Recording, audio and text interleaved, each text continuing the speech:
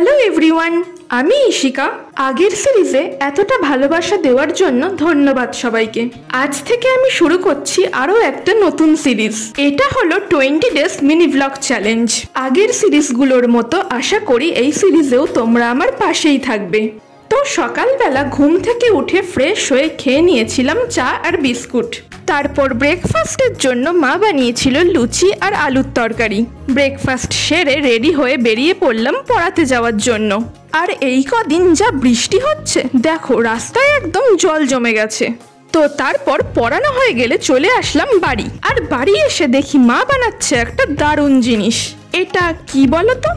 এটা হচ্ছে ভেজ পোলাও।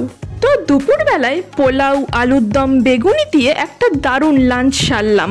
তারপর সন্ধ্যের দিকে মা বলল চা বানাতে, তাই সবার জন্য চা বানালাম। তো আমার আজকের দিনটা তো এভাবেই কাটলো। তোমাদের কেমন কাটলো কমেন্টে জানিও।